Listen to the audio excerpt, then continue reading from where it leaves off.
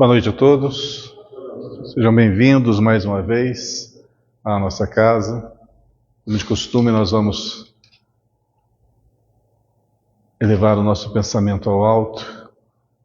Vamos fechar os nossos olhos um minutinho apenas e tentar apagar da nossa mente toda a tribulação do mundo lá fora, toda a agitação que nós trouxemos conosco, para que nesse instante aqui possamos apenas sentir a atmosfera de paz, de serenidade aqui reinante e que sirva como um banho de energias para cada um de nós.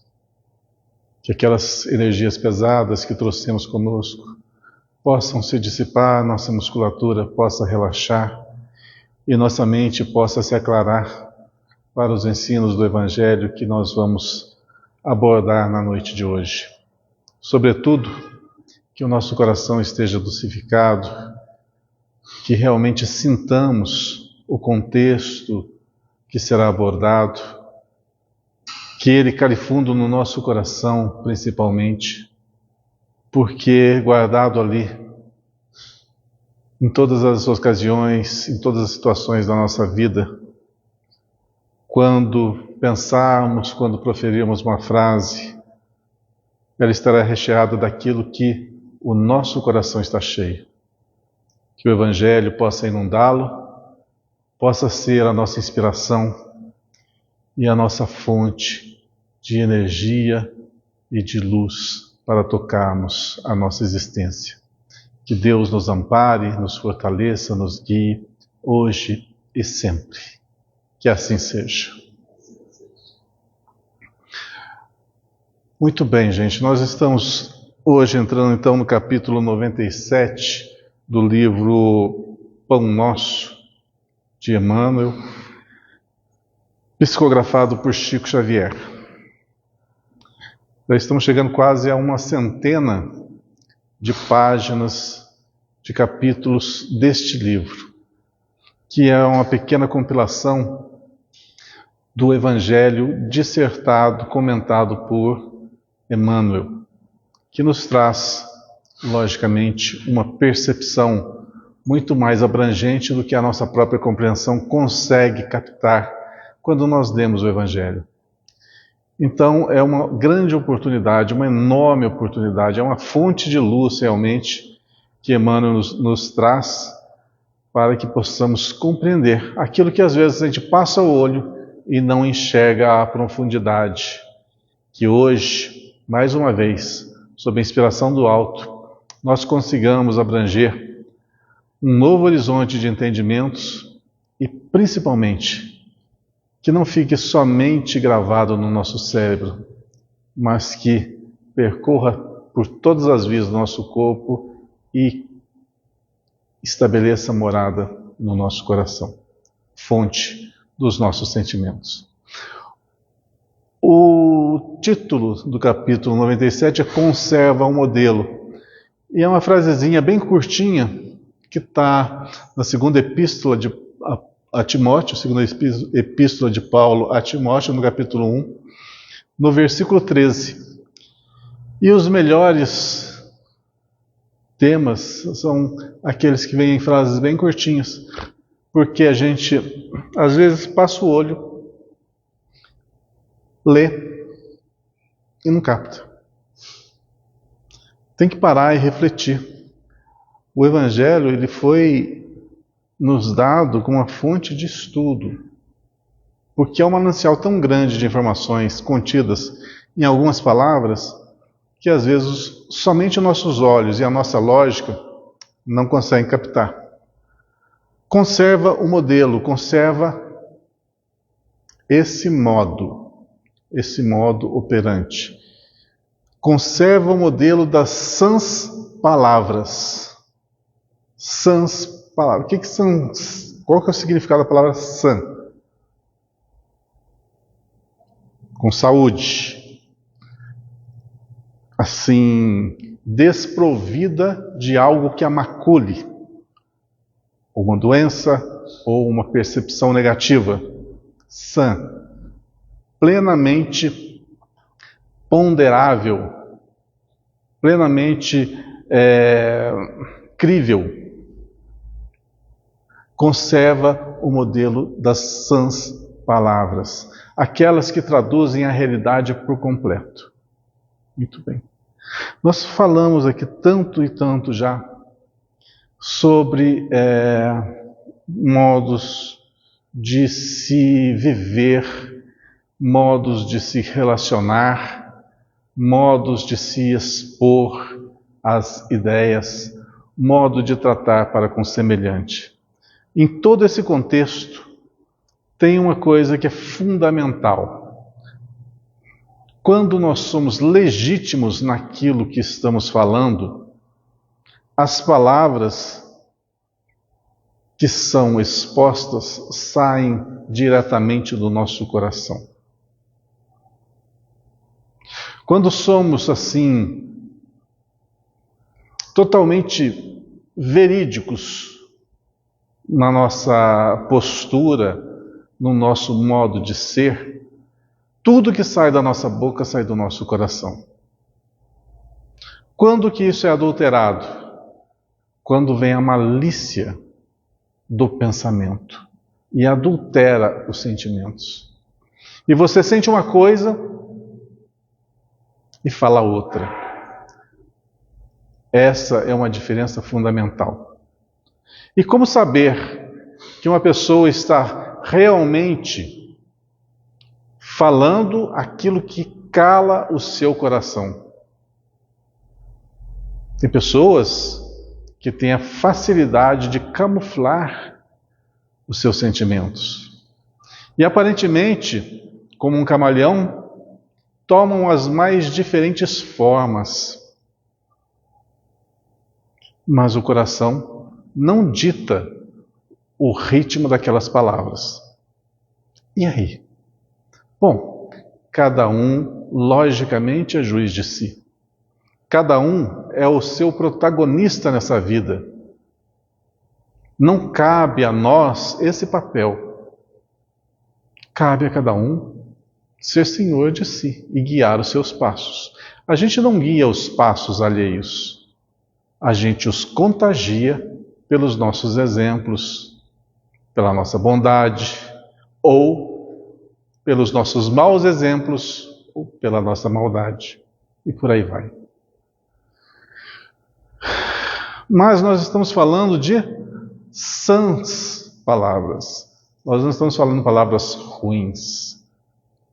Então, como nós ditarmos na nossa vida, no nosso cotidiano, no hoje, no agora, no amanhã lá fora, os nossos procedimentos? Primeiro, verifiquemos se o nosso coração não está enfermo, se o nosso sentimento não está enfermo.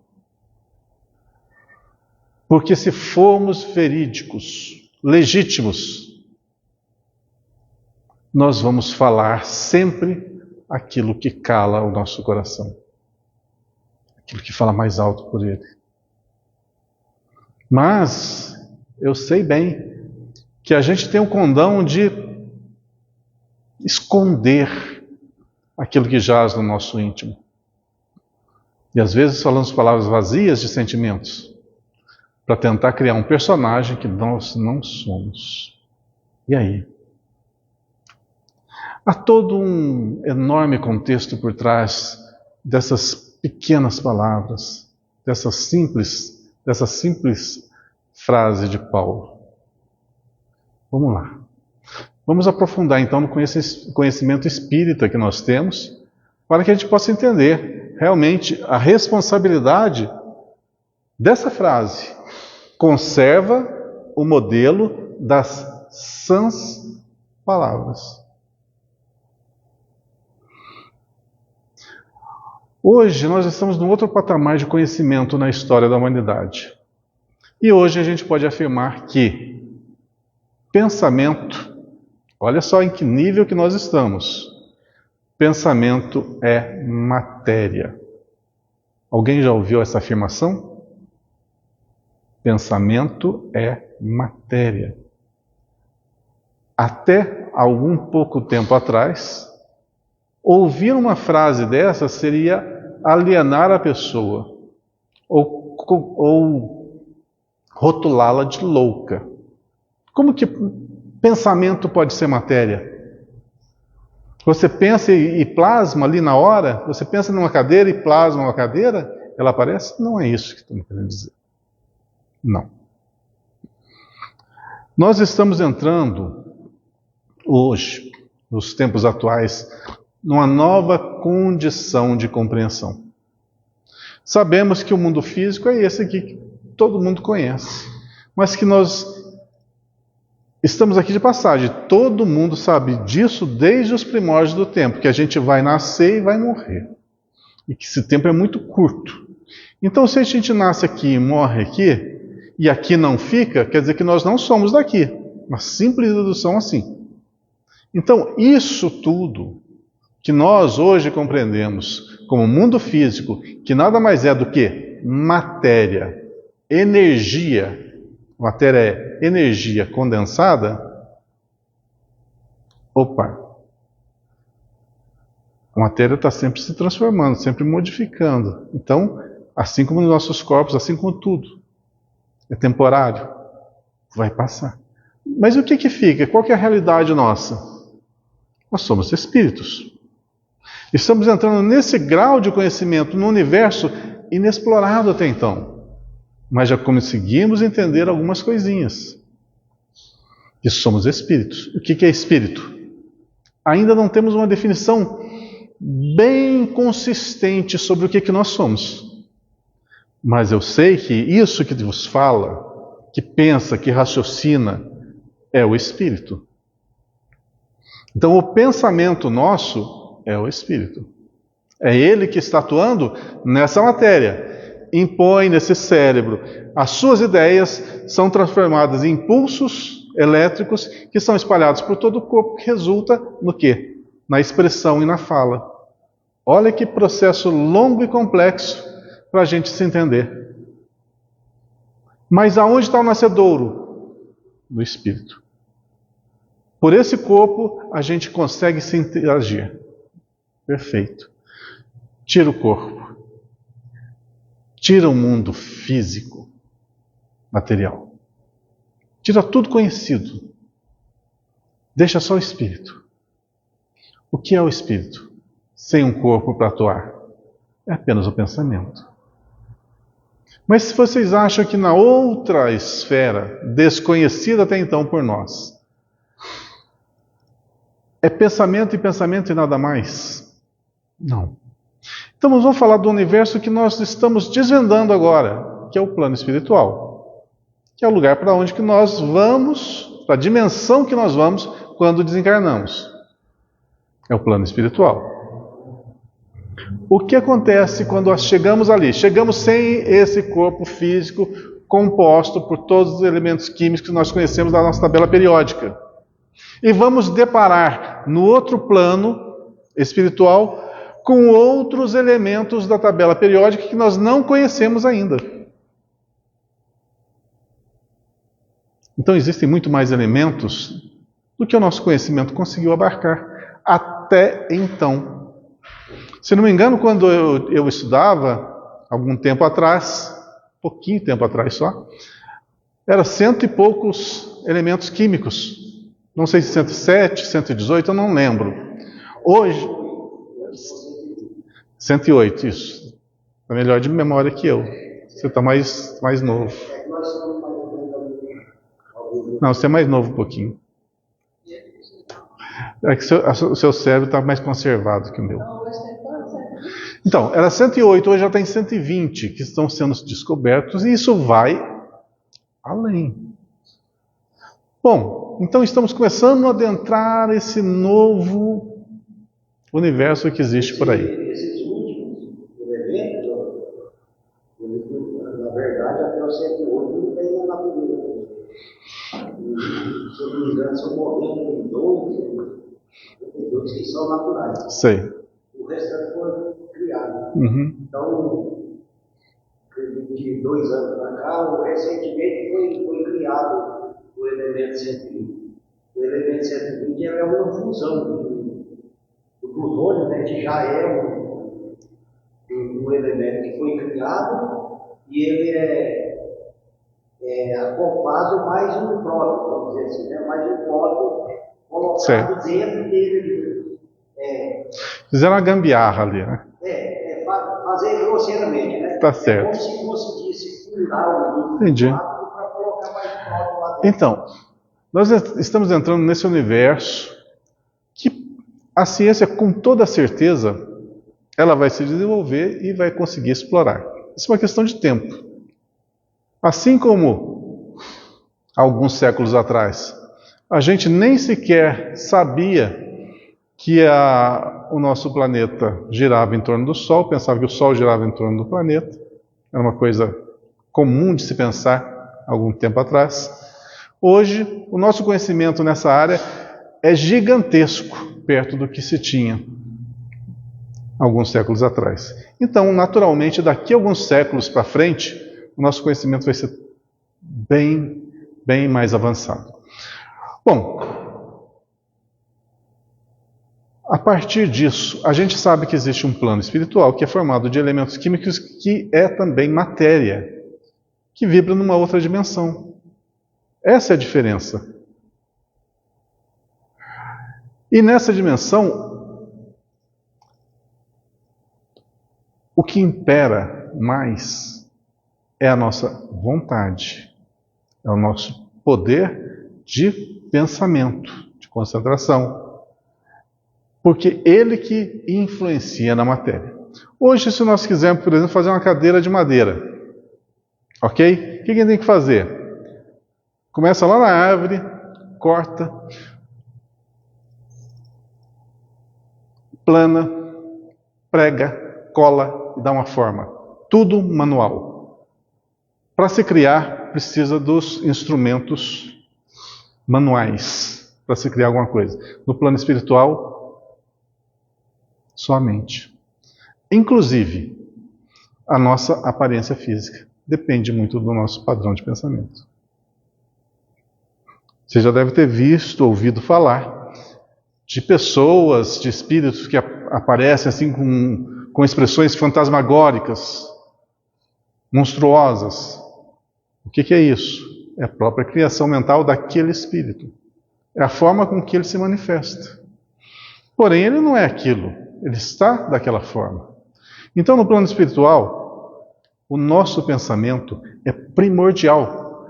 Agora, vamos raciocinar. A gente fala tanto em quando desencarnarmos, quero ir para a colônia nosso lar, quero ir para o plano espiritual superior, para o céu, como queiram entender.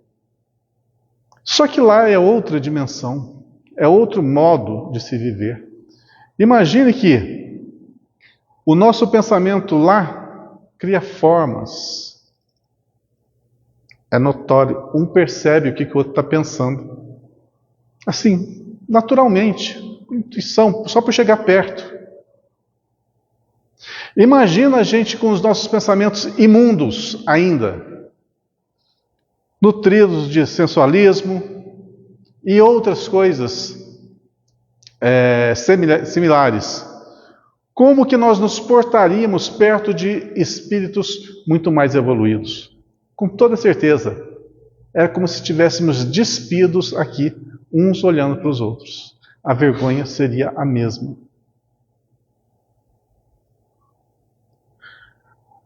E por que nós não vamos, quando nós desencarnarmos, para um plano superior, um plano espiritual superior, enquanto nós não nos, entre aspas, despirmos das nossas imperfeições, não temos condições naturais de conviver num plano mais elevado. Por isso vamos para lá, voltamos para cá, vamos para lá, voltamos para cá. Porque a gente ainda não consegue nem doutrinar os nossos pensamentos, nutrir pensamentos sadios. Porque volta e meia nós estamos com pensamentos deletérios, maldosos, de vingança, de inveja, de raiva, de ciúme. Isso aqui no plano físico, onde aqui esse corpo possibilita que eu esconda tudo isso por trás de um verniz que eu mesmo criei. Mas do lado de lá não tem jeito. Então é difícil a ascensão para o plano espiritual superior? É. Porque enquanto nós não despirmos dessa forma, pensamento, a gente não alça voos. Então, se a melhora não for moral, não for constante, vamos ficar batendo e voltando, batendo e voltando, batendo e voltando. Essa vai ser a nossa realidade. Só que nesse inteirinho a gente bate de um lado, bate do outro, sofre daqui, sofre de lá, e aos trancos e barrancos a gente evolui. Porque a vida foi feita justamente para que evoluamos. Mas tem uma fórmula melhor de se evoluir, de se melhorar, de se aperfeiçoar. E a fórmula, há 2000 anos atrás, foi nos concedida por Jesus, que é a boa nova. Vamos seguir. Então vamos destrinchá-lo como estamos fazendo, como Emmanuel fez, e vamos entender item por item do que é primordial para que avancemos. A gente quer avançar. A gente sabe que essa vida aqui vai acabar. Nós estamos aqui na faixa do quê? Eu dos 20 anos, mas vocês devem estar nos 30, 40, 50, né? Então, é já que está acabando esse período, gente. E aí? Vamos bater lá e voltar de novo cá? Vamos melhorar. Como guiar esse passo? Olha aqui, ó. O que está cheio aqui? Aqui que está o problema. O que está cheio aqui é o que você põe para fora, é o que você é, é o que você naturalmente estampa. Vamos lá. Distribui os recursos que a providência te encaminhou às mãos operosas. Distribui os recursos. Quais recursos? O que a gente puder, as nossas potências individuais, cada um tem as suas, que a providência te encaminhou, o alto te concedeu para que você viesse aqui e exemplificasse, trabalhasse por si próprio e pelos outros. Te encaminhou às mãos operosas, não deixar as nossas mãos ociosas. Faça, transforme, faça a diferença, não se omita na vida. Seja ativo no bem, hoje e sempre. Não te esqueças de que a palavra confortadora, todavia, não te esqueças de que a palavra confortadora ao aflito representa serviço direto de teu coração na sementeira do bem. Não te esqueças de que a palavra confortadora ao aflito, ou seja, nós temos sim o condão, nós temos sim a obrigação de ajudar o próximo. E quer queira ou quer não queira, no nosso universo particular ou fora do nosso ambiente familiar, vamos sempre encontrar pessoas que vão estar precisando de ajuda, precisando de auxílio. E outras vezes, tantas, nós vamos estar precisando de ajuda, precisando de auxílio, precisando de um ombro amigo, precisando de forças para superar os obstáculos, consolação para as dores que muitas vezes nos atormentarão, dores físicas, dores morais. E sem a mão confortadora, imagina, sem a misericórdia, sem a ajuda do próximo, como que seria complicado a nossa existência. Agradeçamos ao alto de estarmos vivendo no Brasil, um país com todas as suas dificuldades. As pessoas são fraternas, são muito fraternas. Elas têm empatia, elas preocupam-se umas com as outras. Em alguns lugares fora desse país, a gente sabe que é cada um por si. E raramente uns auxiliam os outros. Tem alguém em cima?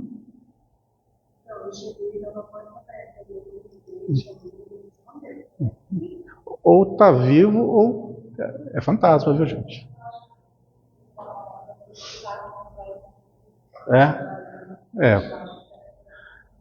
Se não tiver um belo defeito físico que estão fazendo lá em cima. Vamos lá.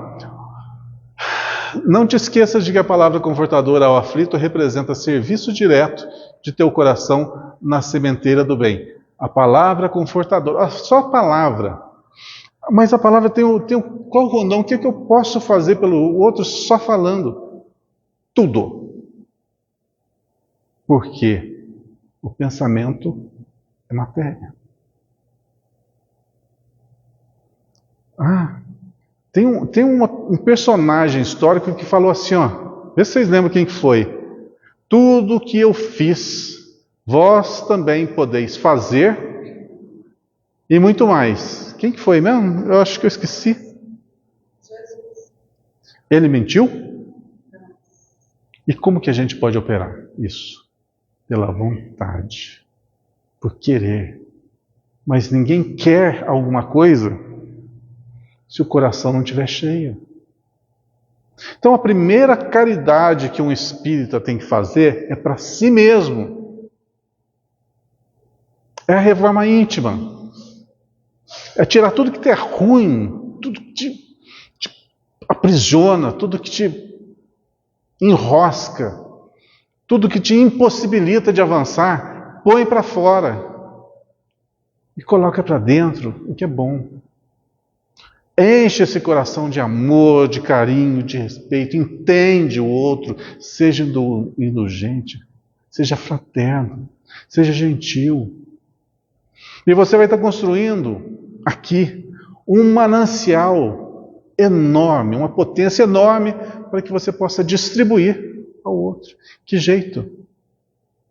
Se o teu coração estiver cheio e você disser à tua mão, cura-te, e você curará. Porque todos os elementos você consegue manusear pelo pensamento.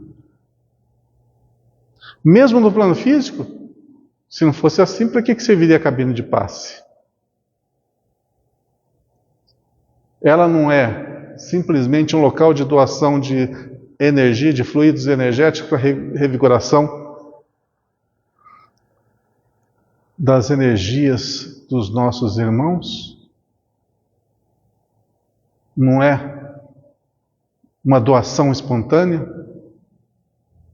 Não é um potencial que já está intrínseco no médium, aliado, né, combinado com as energias que o próprio plano espiritual ali faz essa alquimia e derrama sobre cada um? Pois é. E o que move tudo isso? O coração. Mas vai entrar numa cabine de passe com o coração amargo, doentio. Fala, puxa vida, tem que dar passe hoje, que saco! Entra na cabine de passe com esse tipo de pensamento, para ver o que você vai transmitir.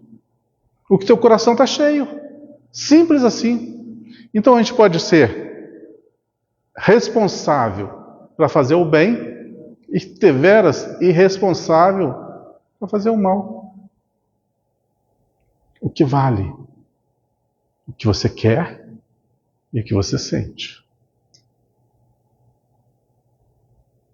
O pão do corpo é uma esmola pelo qual receberás a justa recompensa. Ou seja, para nós nunca faltará esse pão do corpo. Mas o sorriso amigo é uma bênção para a eternidade. Tem aquela passagem, olhai os lírios do campo, lindíssimo, né? Lindíssimo, que eu não consigo decorar, senão eu declamaria para vocês. Na minha interpretação errônea, mais ou menos assim, olhai os lírios do campo, que não semeiam nem colhem, mas, na minha livre adaptação, mas com as suas cores exuberantes, nem mesmo Salomão um dia conseguiu, em toda a sua riqueza, se vestir como as flores do campo. Olhai as aves do céu, que não semeiam e nem colhem, mas que nunca o Criador lhes deixou faltar aquilo com que se alimentasse. Imagine nós. Se para aquele lírio, aquela flor, que nasce de manhã e de noite já está morto e atirado ao fogo, Deus tem tanto esmero e tanto capricho por sua criação, imagine por nós. O que nos fora concedido. o pão do corpo, aquilo que nós temos para a nossa sobrevivência, nós receberemos na justa recompensa. Mas o sorriso amigo é uma bênção para a eternidade. Como se conquista um sorriso amigo? Sem simpatia? Não tem como. É o dar e receber. Se eu sou simpático, eu vou semear simpatia e vou recebê-la de volta. Se eu sou agressivo, o que eu vou receber de volta? Se eu sou autoritário, o que eu vou receber de volta? Se eu sou mau, o que eu vou receber de volta? Tem muita gente que guarda isso no teu coração e espera um céu perfeito, um mundo de glórias, ou que todos beijem-lhe os seus pés, ou satisfaçam seus caprichos, sem sequer compartilhar um pouquinho de amor, de empatia, de fraternidade com o outro. Sabe o que é isso? Egoísmo, orgulho e vaidade. Com esses elementos, não tem como alçarmos voo mais alto. É necessário expurgar isso daqui na terra, local exato, para que possamos deixar essas imperfeições.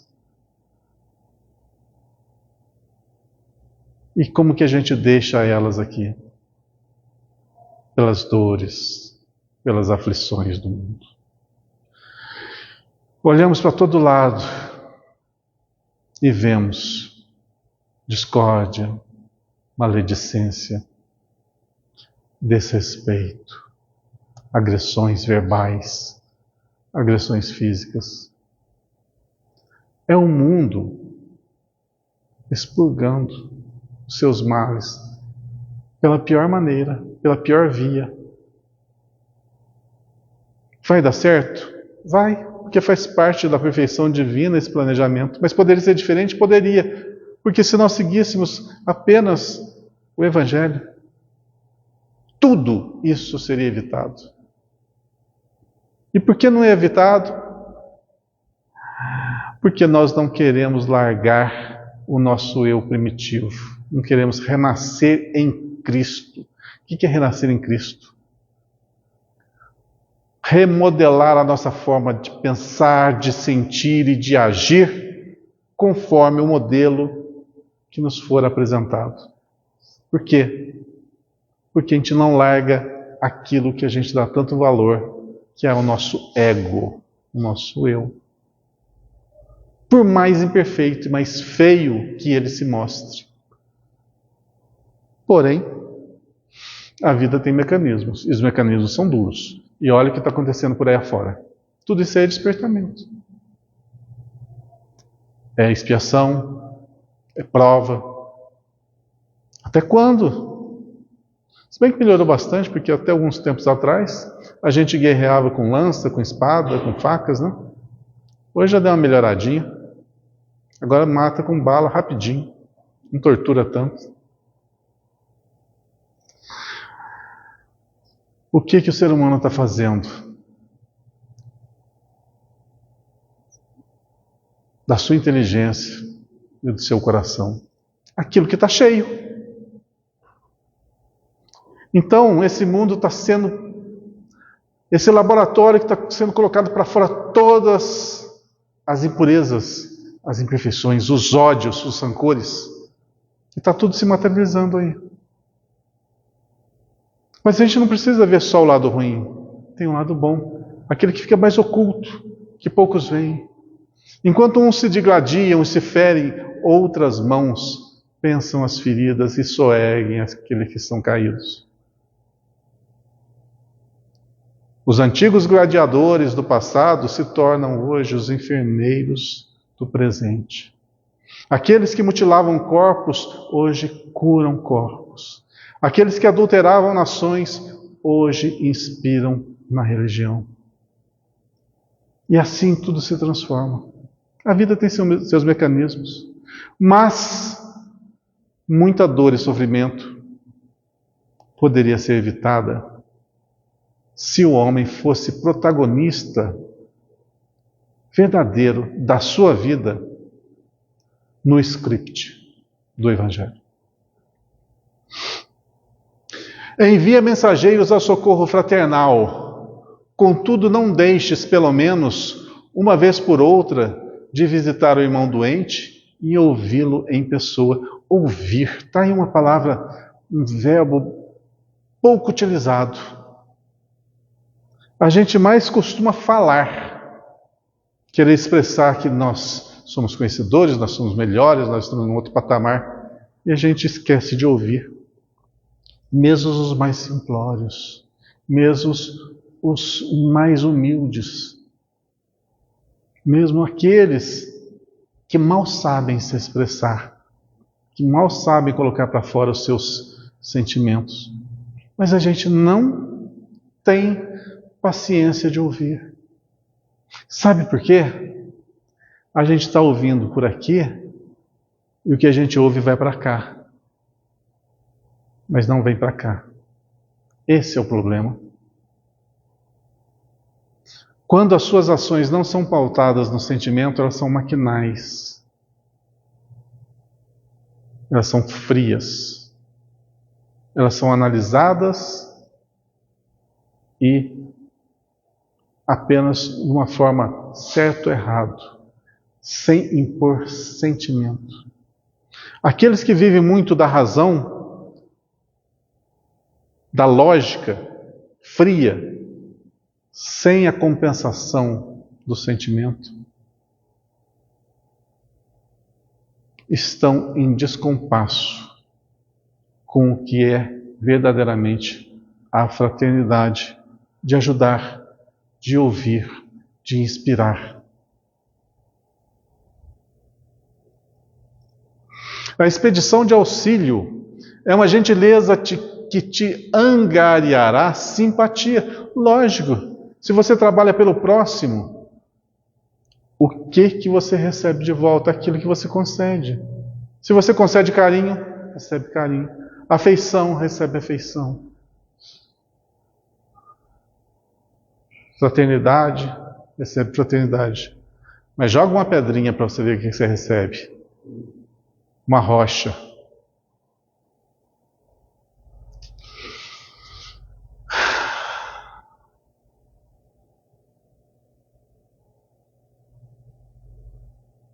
A expedição de auxílio é uma gentileza que te angariará simpatia. No entanto, a intervenção direta no amparo ao necessitado conferir-te-á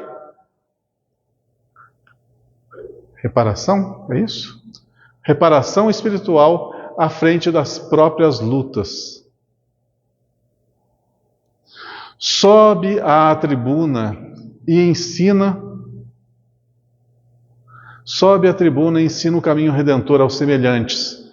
Todavia, as preleções, de vez em quando, a fim de assinalar o lamento de um companheiro na experiência humana, ainda mesmo quando se trata de um filho do desespero ou da ignorância, para que não percas o senso das proporções em tua marcha. Sobe à tribuna e ensina o caminho redentor. Subir à tribuna nada mais é do que se expor, falar, levar. O quê? O caminho redentor. O que é o caminho redentor? É a boa nova. Simples assim. Aos semelhantes que nós estamos a compartilhar. Esse simples fato de estarmos falando um pouquinho sobre o Evangelho aqui é justamente esse retrato. Estamos compartilhando um pouquinho do conhecimento. Eu estou pensando que o celular de alguém é o meu. Agora que caiu minha ficha. Eu trouxe o celular. Vocês estão vendo que está pitando? Prontinho. Eu estou procurando onde está pitando o celular. Está pitando o celular é o meu. Viu o problema da idade, como é que faz, né? Eu cheguei ali, olha só, cheguei ali e falei, puxa vida, esqueci o celular lá em casa. E trouxe o celular. Ai. Faz parte. Bom, até perdi onde que eu estava.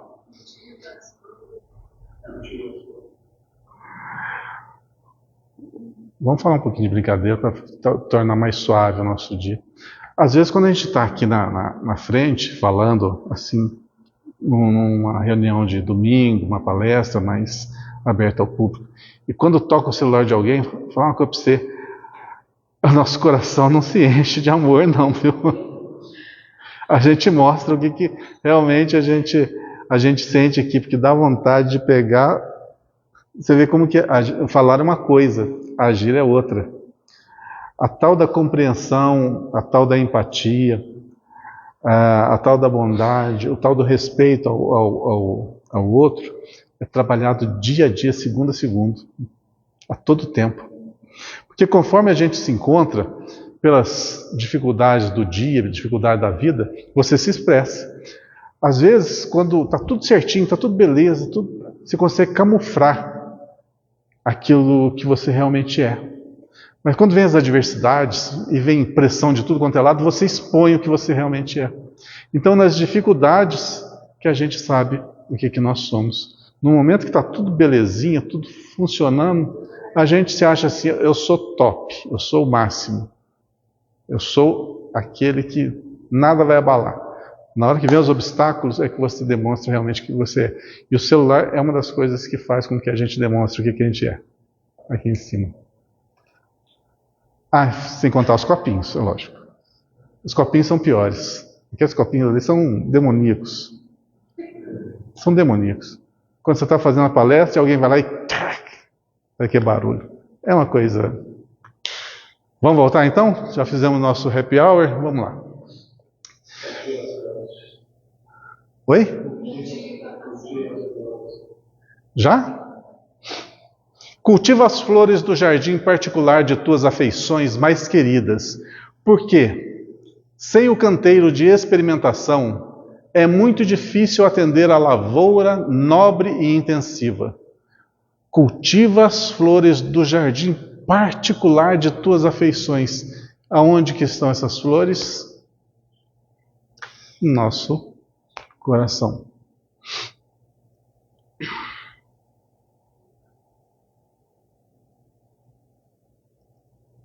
Porque sem o canteiro de experimentação é muito difícil atender à lavoura nobre e intensiva. Mas não fuja sistematicamente à floresta humana. Ou seja, não devemos nos esconder do convívio com outras pessoas. Porque é nele realmente que nós demonstramos, que experimentamos as nossas potências e demonstramos o que somos. Com receio dos vermes e monstros que a povoam. O problema não é o alheio, a maldade alheia, a indiferença alheia, a ignorância alheia. O problema é quando você se vê no outro, nas imperfeições do outro. E você nota o quê?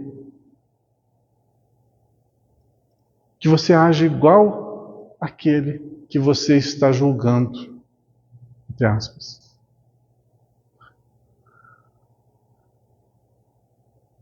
Tal pessoa tem sentimento de vingança? Eu também tenho. Tal pessoa é avara? Tem avareza? Eu também sou mão de vaca. Tal pessoa não está nem aí para com o próximo? Eu também sou indiferente. Então, não tenhamos o receio dos vermes e monstros que apovoam os outros. O problema é aqui. O problema é aqui. Às vezes não, com toda certeza, o outro é aquele espelho que nos é colocado para que a gente enxergue dentro da gente. A gente enxerga sempre o problema dos outros. Os defeitos alheios é a coisa mais fácil de identificar. Por isso é colocado à nossa frente aquelas pessoas que são idênticas a nós. Porque a gente não enxerga aqui dentro, mas enxerga lá fora. Então prestemos bem atenção. Se tem uma pessoa de difícil convivência no nosso meio, pode ter certeza que muitos aspectos que ele nutre, a gente também nutre. Que a gente compartilha de muitas formas iguais de pensar, e de agir, e de sentir. Então ficamos bem atentos. Quando apontar o dedo, curva ele na sua direção. Por quê? Para ver se realmente aquilo que nós estamos apontando não tem um nascedor aqui dentro, no nosso coração.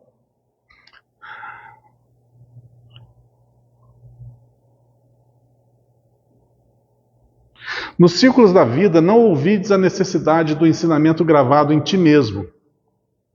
Nos círculos da vida, na nossa convivência normal, não ouvides, não desmereçamos a necessidade do ensinamento que está gravado em nós.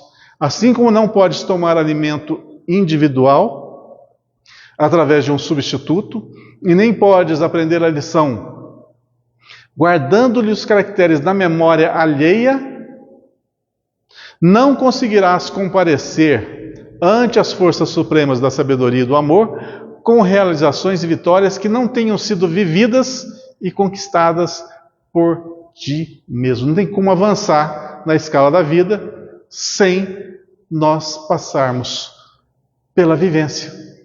Se não for sofrido, se não for vivido, se não for superado, se não for conquistado, a gente não avança. Muitos ainda de nós, a grande maioria, a esmagadora maioria, gosta de terceirizar o céu para os pastores, para os padres, para os oradores espíritas, para os pais de santo, para os espíritos, para todo mundo, menos para ele. Por quê? Se não conquistar, eu segui tudo que o pastor falou, não fui para o céu. Eu segui tudo que o padre recomendou, não fui para o céu. Eu segui tudo que o orador espírita falou, não fui para o céu. Aliás, segui não, ouvi. Ouvi. Ouvir é uma coisa, pôr em prática é outra. Então, só o simples fato de você ouvir e não vivenciar aquilo, não vai te levar a lugar nenhum. Por isso que o Emmanuel está falando aqui, com realizações e vitórias que tenham sido vividas e conquistadas por ti mesmo. Conserva, pois, contigo o modelo das sãs palavras. Ou seja, resumindo, mais uma vez, que essas sãs palavras estejam em nossa mente, ligadas diretamente ao nosso coração. Certo? Vamos em frente? Bonitinho o tema, vocês não acharam? Eu achei interessante. Muito interessante, porque é muito direto o que está falando para nós. Lembrando que o Evangelho é o nosso manual que nos ensina o que? A pensar e agir. Só isso. Pensar da forma correta e agir da forma correta. São duas ações apenas, mas que tem um manancial de conhecimento ali por trás vultuoso para que a gente possa executá-los. Bom, o uso das palavras sãs, logicamente, só pode trazer o bem-estar e equilíbrio. No capítulo 98, tem uma advertência para nós. Evita contender. O que é contender? Bater de frente, como se fosse uma luta, não é isso? Evita contender, debater, degladiar. Ok? Realmente leva a algum lugar você agir dessa forma? O que leva? Você se impor pela força. Nem estou falando de força física. Pela sua força, sua ascendência mesmo, intelectual, sua posição hierárquica. Ao servo do Senhor não convém contender. Quem quer servo? Eu não entendo direito essas palavras. O que quer dizer servo? Servo quer dizer aquele... Não entendi, não consegui ouvir. Aquele que...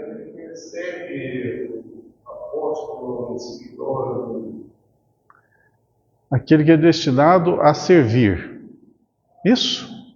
Meio óbvio, né? Mas servo é aquele que está ali para servir. É aquele que está ali para trabalhar, para promover uma ação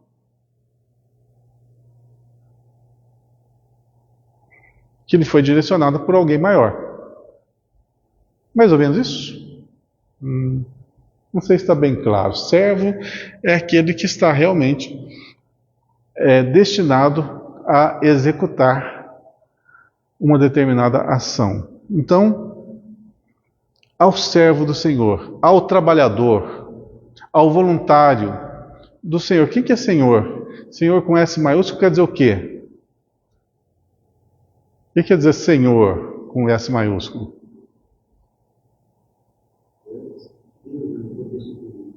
O homem lá de cima? Isso. Então, ao servo do Senhor, se nós nos portarmos, olha só aqui, depende do nosso livre-arbítrio. Eu sou um servo do Senhor. É fácil falar. É facinho falar. Eu sou um servo do Senhor, mas não faço nada que Ele me pede. Então você é servo? Não. Ao servo é aquele que entende a missão, entende o trabalho e se voluntaria a executá-lo. Em nome de quem? Do Senhor, de Deus. Daquilo que foi destinado a cada ser humano. A gente não trabalha por nós. Você trabalha pela coletividade. Você trabalha pelo universo. Puxa, tudo isso?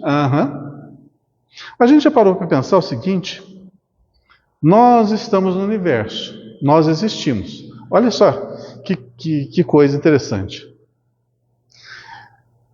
Eu sou um entre bilhões de encarnados nesse planeta. Eu sou um nesse contexto todo. E a gente pensa assim, eu não faço falta. Se tirar eu daqui, o universo não vai mudar em nada, absolutamente nada. Vou dar 30 segundos para vocês raciocinarem. É muito tempo. 10 segundos para vocês raciocinarem. A gente é importante para o universo ou não? 10 segundos.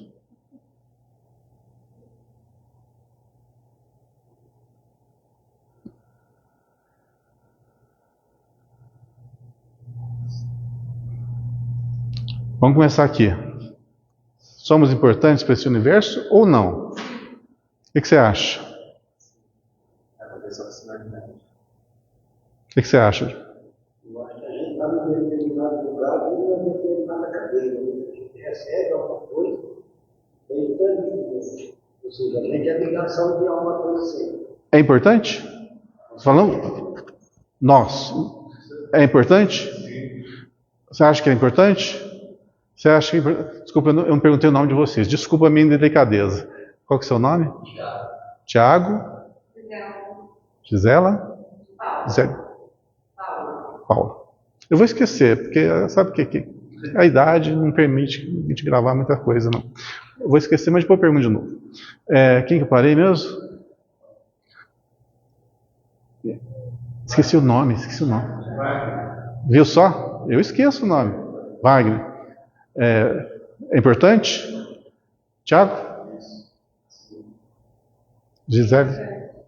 Você se acha importante para o universo? Se tirar o C do universo, então o negócio descamba. Eu acho que estamos no conjunto, né? Como você falou, trabalhando no equipe, né? Coletivo. Eu acho que é importante.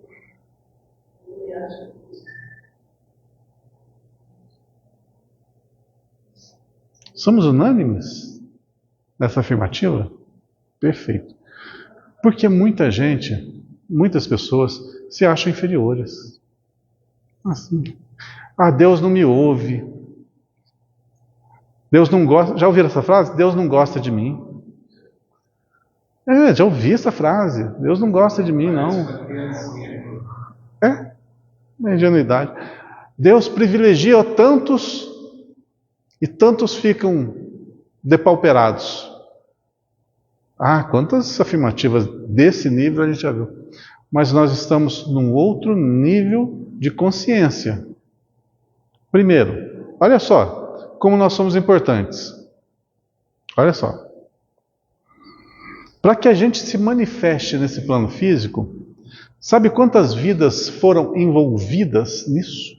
Sabe quantas células tem dentro do nosso corpo, nesse corpo aqui, vivas? Quantas células vivas, organismos vivos, para que a gente se manifeste? Bilhões, né? Eu não sei, para a verdade eu não sei, mas eu sei que é da casa dos bilhões de vidas agregadas para que a gente se manifeste.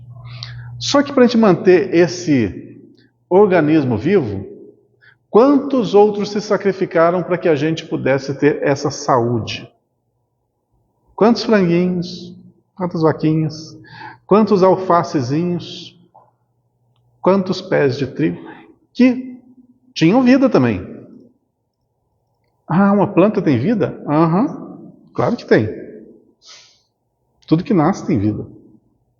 Nasce e morre tem vida. Quantos se sacrificaram para que a gente pudesse estar aqui se manifestando, expressando o pensamento e tentando evoluir? É um investimento gigantesco.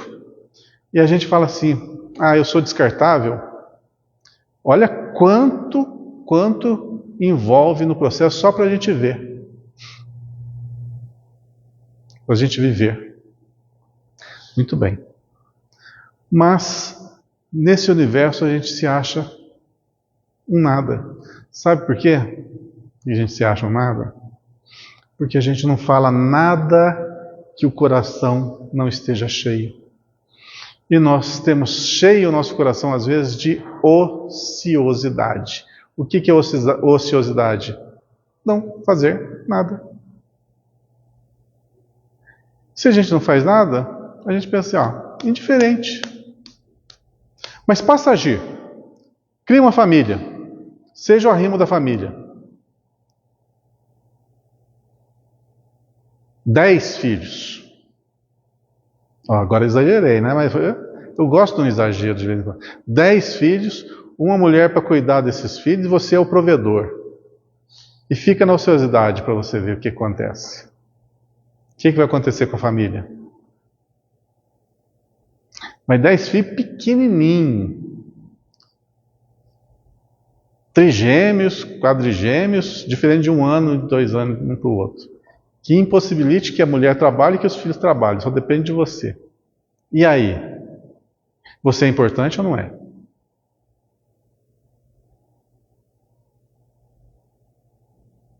Se você não agir, o que acontece com eles? Vão passar fome, vão morrer de fome. Vocês acham que nesse universo imenso, nós não estamos vinculados às outras pessoas? Estamos. Estamos todos vinculados uns aos outros. Imagine se todo mundo cruzar o braço. Todo mundo falar assim, vou esperar que Deus cuide de mim. E ninguém semeia, ninguém planta, ninguém trabalha, ninguém transforma. O que ia acontecer? Todo mundo ia perecer. Mas por que eu estou falando isso? Porque nós somos, assim como o Pai, criadores também. Transformadores. Em processo, lógico, de aprendizado. É igual aquele ferramenteiro que está tendo as primeiras noções da sua profissão. O seu trabalho vai ser perfeito? De forma alguma, mas está aprendendo. O que nós estamos fazendo aqui? Aprendendo. Para que possamos, no futuro, trabalharmos pela coletividade. Qual a sua profissão? A sua profissão está diretamente ligada à sociedade. Você está servindo a sociedade com os seus trabalhos, com aquilo que você cria, que você produz, que você faz. Estamos todos interligados, aprendendo a desenvolver os nossos potenciais. Tá. Então, servo do Senhor é justamente esse ser que, no contexto da sociedade, encontra o seu local e desenvolve o seu papel conforme as suas aptidões, conforme o seu conhecimento e conforme a sua vontade. E nesse trabalho não convém contender, bater-se com o outro, para quê? Você tem o seu papel, o outro tem o papel dele. Para que as contendas? Em suma, rapidamente falando, o título no que nós estamos adentrando agora, da segunda epístola a Timóteo, capítulo 2, versículo 24, ela fala de Paulo, mais uma vez, né? Diz assim: ao servo do Senhor não convém contender. Então, foge aos que buscam demanda no serviço do Senhor. Para entender essa frase, a gente tem que entender o que é demanda. Quem poderia falar para nós o que é demanda, o significado dessa palavra? Foge aos que buscam demanda. Quem está no Google aí para pesquisar para nós? Vamos saber o significado.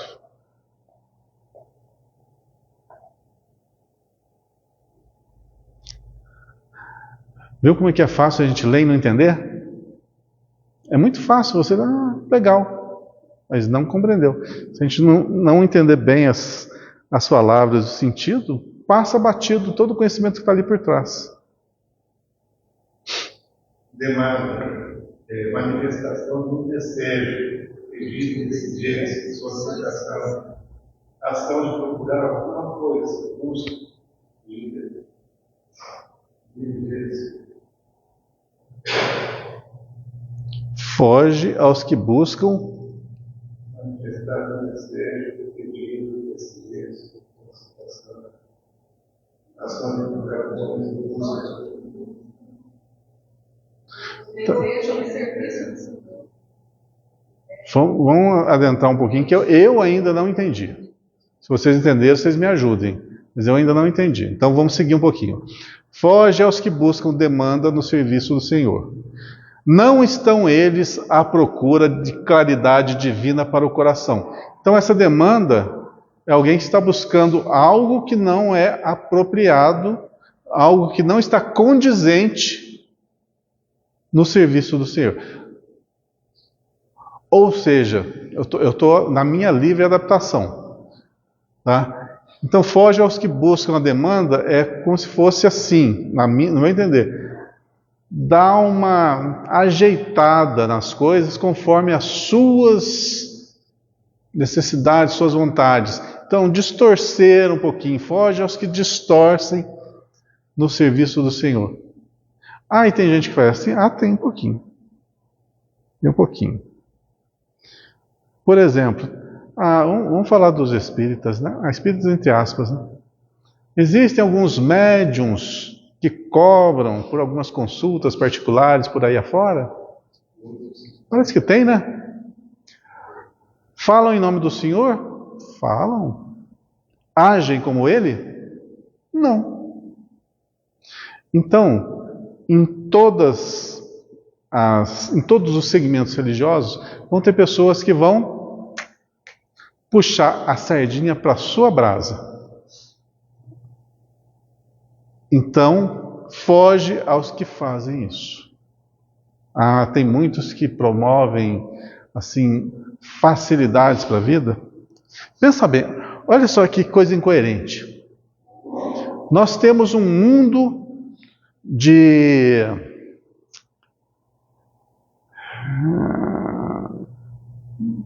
coisas para ressarcir. Fizemos muita coisa errada no passado. Muita coisa tem que ser corrigida.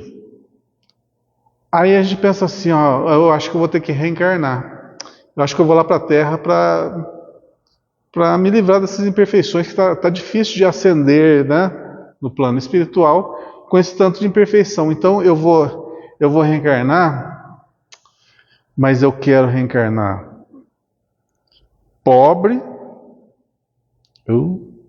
Já é ruim, né? Eu quero reencarnar pobre, feio. Já piorou. Pobre, feio, o que mais? Com uns probleminha de físico, uns probleminha de saúde. Eu quero que meu pai seja aquela pessoa que eu assassinei naquela reencarnação lá atrás, que nutre um ódio feroz por mim. Minha mãe foi aquela mulher que lá nos 300 anos atrás eu ajudei a que ela entrasse na prostituição. Então eu tenho uma dívida com ela. Eu quero que ela seja minha mãe. Então, eu vou nascer pobre, feio. Eu vou nascer com uns probleminha físico e de saúde. Um pai que me odeia e uma mãe que não liga para mim. É um ambiente perfeito para eu pagar alguns pecadinhos. Muito bem.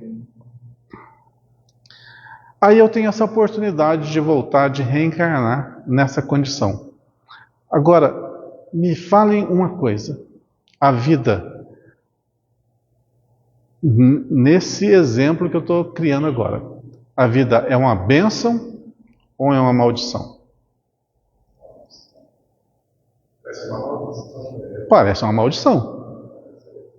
Mas, se eu tenho tantos problemas kármicos assim, para corrigir, é uma bênção ou uma maldição?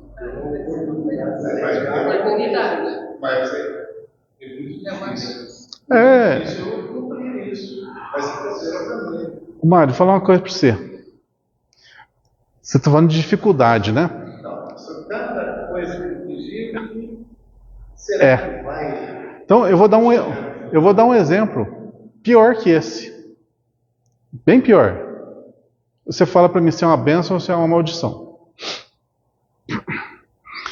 Eu nasci com uma mãe num lar que a mãe me ama e meu pai me idolatra. Nasci com um corpo perfeito, sadio, belo, desprovido de qualquer tipo de doença. Os cofres da minha casa vão estar sempre cheios de dinheiro. E vou ser educado com esmero e preparado para uma profissão de alta envergadura. Você acha isso uma bênção ou uma maldição? É uma bênção, correto? É uma vida perfeita, fala a verdade. O que mais? Só de ter um cofre cheio já é uma maravilha. Mas passa a pessoa suprimir esse cara. Tudo bem, aí vai do espírito. Vai do espírito, aí vai da individualidade. Estou falando só o cenário, né? Só o cenário. Tira aí o indivíduo. É um cenário perfeito. Você pode colocar mais algumas coisinhas ali que... Mas, eu posso falar para você o contrário. Que isso é você perder muito. Por quê? Porque quando eu estava no plano espiritual, eu era livre. Eu podia ir para onde eu quisesse com a força do meu pensamento. Quero ir para tal local, tal lugar. É só pensar e eu me desloco. Reencarnado nesse corpo físico perfeito, o que acontece? Para eu me locomover, eu gasto tempo, esforço e muitas vezes muito dinheiro para você se locomover. Já é difícil. Você tem que arrastar para onde for esse corpo físico. Não é assim que nós vivemos, né? Só que no plano espiritual, eu não precisava de nada disso. Bastava pensar e eu ia. Um corpo belo, saudável que eu nasci. No plano espiritual, eu moldo a minha aparência conforme eu queira. Se eu quiser todas as linhas perfeitas no meu corpo, eu posso moldá-la de acordo com o nosso pensamento. E também, logicamente, com os nossos sentimentos. Então, se eu tenho um cenário perfeito no plano espiritual, como que é renascer num corpo físico limitado? Que vai ter que nascer pequenininho, desenvolver-se, manter-se. Para você manter um corpo sadio, perfeito, uma mente sã, você tem que exercitar muito. Você tem que se esforçar muito. E nesse cenário perfeito, muitas pessoas vão passar pela minha vida, muitas vão morrer, muitas vezes eu vou sofrer por essas perdas, muitas adoecerão e eu sentirei a dor que lhes incomoda. Então eu vou ter um mundo aqui, embora perfeito, recheado de sofrimento. No plano espiritual, eu era apenas um espírito sadio. Então, qual a dificuldade maior? É você abandonar a sua vida espiritual e renascer no corpo de carne. Isso é super difícil, é super doloroso. Quanto mais evoluído for o espírito, mais potências ele tem, mais percepções e possibilidades ele tem, maior liberdade ele tem no plano espiritual. E quando vem para o plano físico, melhor que ele seja, é uma prisão. Então é tudo uma questão de ótica. Vou inverter esse cenário. Vamos pegar um espírito primitivo, recém-saído da animalidade, desprovido de intelecto, de noções de educação, higiene, tudo. Tem que aprender o básico do básico. Aí ele reencarna nesse cenário que eu criei. Belo, rico, com a saúde impecável, em todas as possibilidades de expansão, só que o coração e a mente não estão preparadas para essa vida. O que ele vai fazer dessa existência? Um péssimo uso. Vai se guiar pelo coração. E o que o coração dele, de um primitivo, vai querer? Sensações físicas. Quanto mais primitivo, mais ligado à materialidade. Então, vai viver uma vida, às vezes, o que nós podemos chamar de fútil. Tá. Então, não importa o cenário que nós estejamos reencarnados. O que vai nos guiar realmente é o que essa vida física vai nos propiciar. Então muitos nascem, por exemplo, gente, vou citar um exemplo agora cruel. Uma criança foi gerada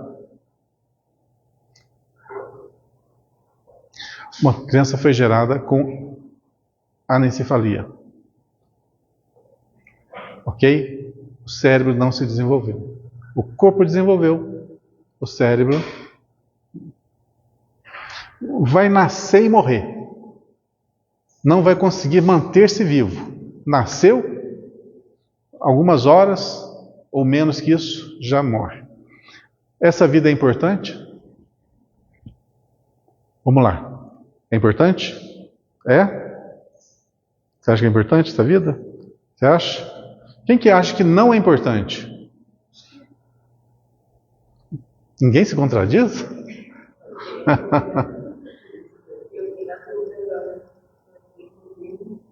Vai nascer e morrer. Às vezes já nasce morto. Mas o contato que nascer com aquele espírito, não? Pensa bem.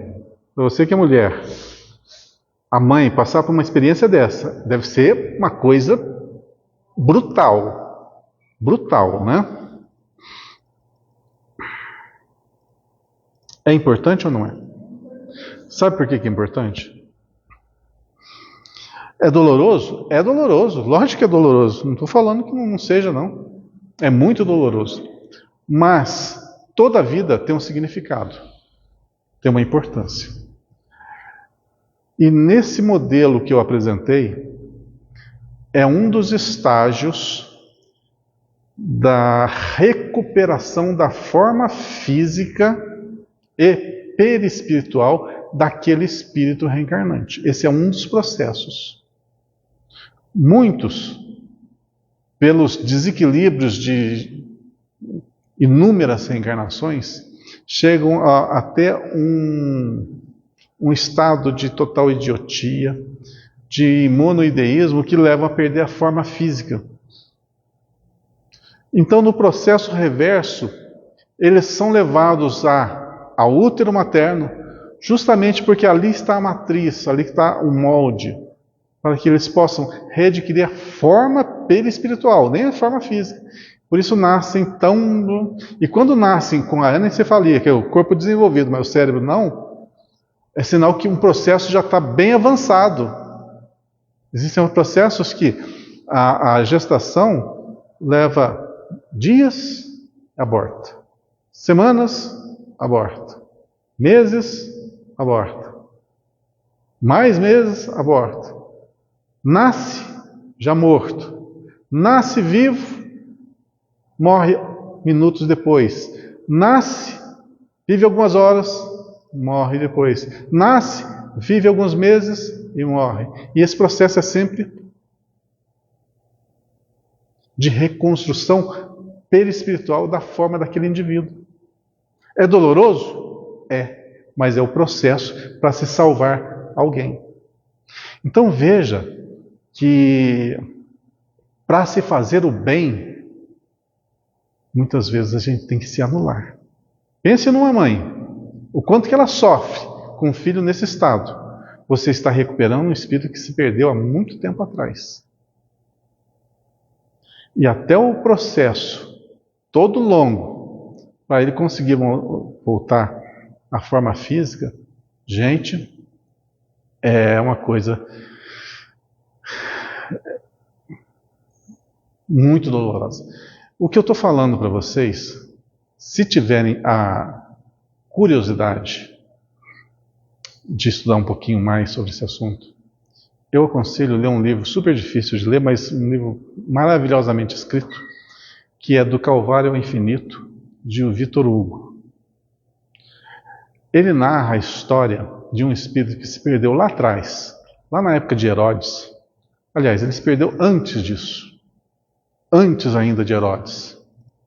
Mas a história começa na época de Herodes, com aqueles feitos na morte dos nascidos até 2 anos de idade, né, que Herodes mandou matar. Lembra da história? Ele era um dos que executaram a ordem de Herodes e matou aquela criançada toda. O que isso fez para ele, o que teve de repercussão no seu perispírito, foi uma coisa avassaladora. Olha, uma ordem executada, nem foi criada, a ordem não foi dada por ele, ele executou a ordem, ele não maquinou, ele executou. Ele levou 1.700 anos de várias reencarnações, de tudo quanto é tipo, até voltar à sua forma física que ele tinha há 2.000 anos, mais de 2.000 anos atrás, 2.000 e tantos anos atrás. 1.700 anos nesse processo, nasce, morre, nasce, morre, nasce, morre, até que na reencarnação, no ano de 1700, ele nasce feio para burro, ruivo, sardento no corpo inteiro, os dentes tudo amarelão, para fora, é uma figura assim, e na nobreza. O que é pior, os irmãos eram lindos, perfeitos, maravilhosos, e ele com aquela forma terrivelmente diferente e feia, feio, meu. Sabe por que a feiura física? Porque foi todo esse processo de remodelação, de recuperação do espírito, até chegar nessa reencarnação, que foi a crucial. Ele já tinha um corpo perfeito, a mente perfeita, só que a fisionomia, a aparência era terrível.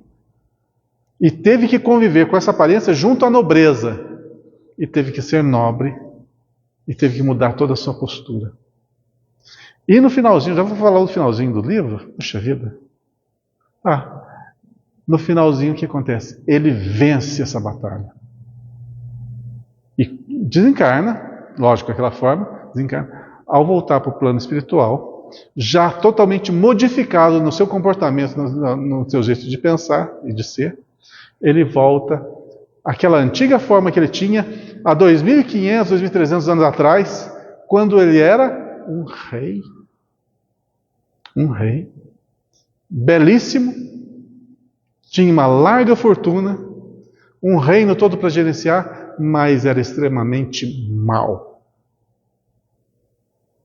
O que voltou? A beleza, só que renovada nos sentimentos. Veja só, teve um reino para poder governar, governou mal, voltou como escravo.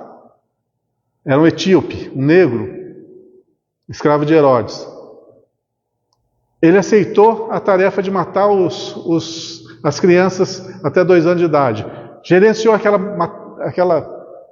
matança geral. Aquilo lá ficou gravado no seu perispírito. Modificou-lhe a forma. Tornou-se quase um animal. Perdeu a forma física. Ele reencarnava assim. A mãe dava luz, via aquela aberração e jogava fora. Era isso que fazia. Teve um nascimento, eu não sei se estou confundindo os livros, mas teve um nascimento que ele nasceu num barco. A mãe, na hora que viu, simplesmente fez assim, ó, para a água. Parece o cúmulo da maldade. Mas quando você lê a história dele nessa matança das crianças, sabe o que ele fazia? Ele pegava, tirava do colo da mãe as crianças, jogava para cima e metia a espada. Olha a vida, olha o reflexo lá do passado, no presente. Acabou de nascer, era abandonado para as feras. Era repasto das feras. Quantas e quantas encarnações. Nascia lá no meio da floresta, lá nas tribos mais afastadas. Porque o fluido dele é tão denso, tão animalizado, tão grotesco, que só nessas regiões que ele conseguiria reencarnar. A vida fez todo um processo de realinhamento. E tudo isso, gente, por causa de escolhas mal feitas. Imagine nós estamos constantemente escolhendo o que nós estamos criando para nós mesmos. Tudo tem consequências. E ai daqueles que tomam as piores atitudes e são dignos de misericórdia. Porque pensa bem, você deixar os mármores dos castelos,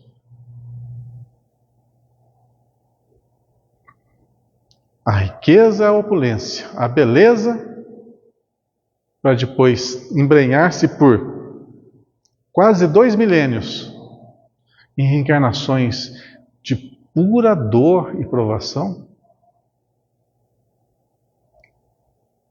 Veja como a vida, quando toma as rédeas para nos curar, ela não tem dó. Então, enquanto a gente tem consciência que nós domemos o nosso eu primitivo, para que a gente não crie para o nosso futuro um cenário de dor, obstáculos e de sofrimento.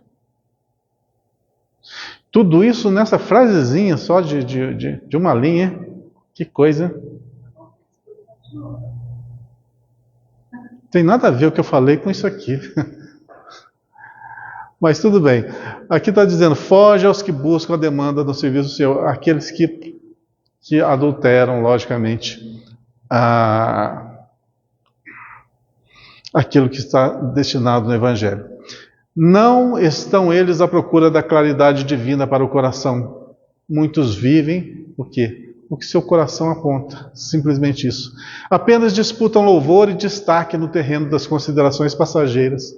As coisas do mundo, quem vem para servir o mundo, isso é passageiro, efêmero. Tudo vai passar. Tudo vai passar. Vai passar de uma tal forma que ninguém daqui a um século vai se lembrar sequer que nós existimos. Quer ver uma verdade? Vou perguntar para você, Geraldo. Qual que é o nome do seu tataravô? Esqueceu? Não é possível. Falta de empatia. Pois é, esse é o nosso destino. Até sei que seja eu mesmo. Pode ser. Daqui a algum tempo ninguém vai se lembrar de nós. Então o que adianta você querer deixar marcas aqui no plano físico? Os que entram para os livros da história pela desgraça que eles aprontaram, ou os heróis, que são pouquíssimos, pelos atos heróicos que produziram no mundo. O resto, anonimato. Tá, mas mesmo que a gente deixe as nossas marcas na história, de que isso vai valer? Para nós não vai valer nada. O que vai valer para nós é as nossas ações, as nossas escolhas, o nosso avanço, a nossa melhoria. A gente não precisa ser um mártir nessa vida. A gente precisa dar um norte para a nossa vida. A gente não precisa adquirir todo o conhecimento de uma vez só. A gente precisa se esforçar naquilo que nós queremos nos tornar. A gente não vai se tornar um santo de uma hora para outra, mas a gente pode aprender hoje a amar e respeitar o semelhante de uma outra forma, uma forma muito mais abrangente, muito mais equilibrada. Tudo escolha. Ah, mas nós vamos passar no anonimato. Vamos. Fala o nome de um indivíduo que viveu na época de 1700. Seja a tua família, teu antepassado, você vai saber? Um feito deles. Não vai, né? Por quê? Isso é passageiro. Muito passageiro. Graças a Deus é passageiro.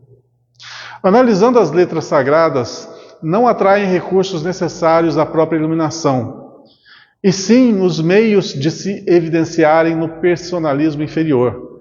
Combatem os semelhantes que lhes não adotam a cartilha particular. Então a gente pode ver que quando você está assim destinado a fazer o bem, pode ter certeza que sempre vai ter alguém para puxar o tapete. Vai ter sempre um obstáculo ali. Uma pessoa difícil, que vai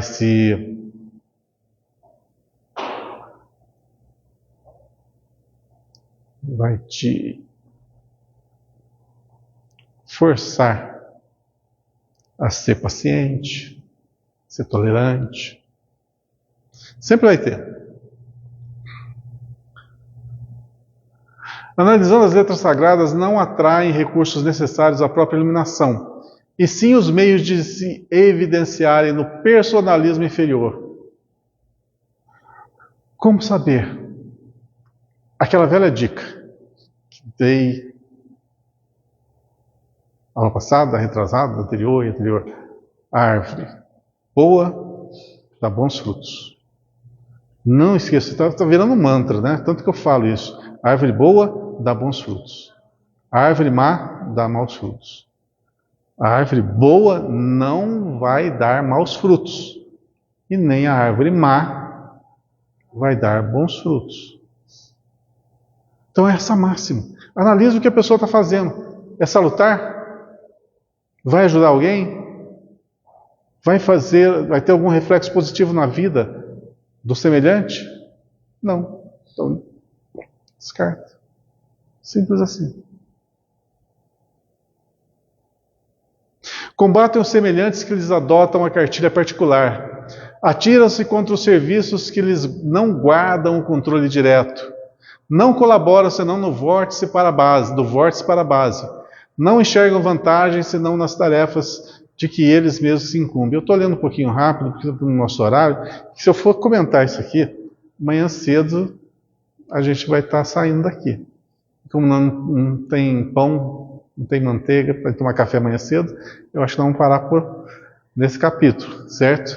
Mas eu vou dar só uma lida para a gente concluí-lo, tá bom? Estimam as longas discussões a propósito da colocação de uma vírgula e perdem dias imensos para descobrir as contradições aparentes dos escritores consagrados ao ideal de Jesus. Ou seja, teimam em achar algum ponto falho, mas não evidenciam os pontos positivos.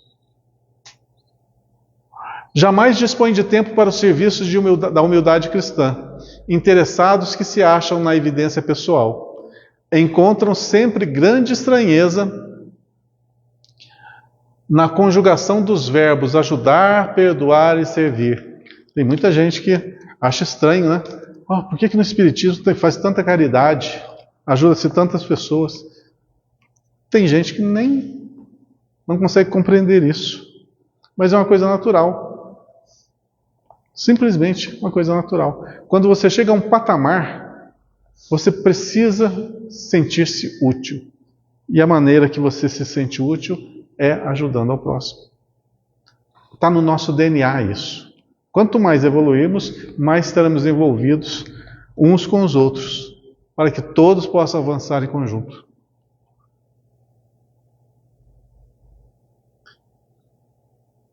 Fixam-se invariavelmente na zona imperfeita da humanidade e trazem as orragues nas mãos pelo mau gosto de ver gastar. E como tem. Olha só, o que nós estamos vivenciando hoje, gente? Hoje é 1º de outubro de 2024. Vai lá o nosso querido país, Irã, né? Começa a bombardear Israel. Olha só. O que a gente pode tirar de um ato dessa monta? Total indiferença para com o ser humano. Jogam foguetes para o céu, é aonde cair, caiu e azar. Matar, para estes, é uma limpeza. Se pudesse exterminar todos aqueles que pensam contrários, seria o céu instalado aqui na terra. Veja que forma de pensar mais equivocada. Pois é, semeiam bombas. O que vocês acham que eles vão colher no futuro? O que vocês acham? Lei de ação e reação. Jogam a esmo para cima, estraçalham pessoas, destroem famílias. O que estão criando para a sua realidade espiritual? Quantos séculos vão ser necessários para ressarcir essas ações tão violentas? Lembra do Calvário Infinito que eu falei agora há pouco? Quase 2 milênios para ressarcir um ato de uma noite. Uma matança de uma noite. Já ouviram falar da noite de São Bartolomeu? Já leram um livro do Conde Rochester falando sobre a noite de São Bartolomeu? Pois é. Foi a maior matança de de protestantes na Idade Média. Imagina o karma que esses indivíduos adquiriram. Pois é. E ambos falavam o quê? Professavam o cristianismo.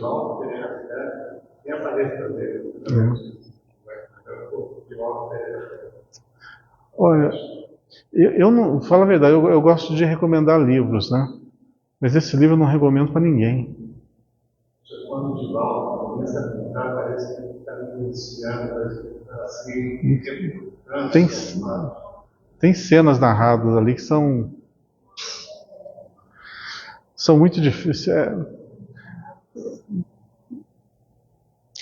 Aí, você pega o ano passado, quando naquela festa rave que estava tendo lá em Israel, e desce os atiradores, matando todo mundo, aniquilando assim a esmo as pessoas. Traça um paralelo com a noite de São Bartolomeu. Veja se não tem uma semelhança aí. Você pega o que aconteceu na Boate Kiss, lá no Rio Grande do Sul.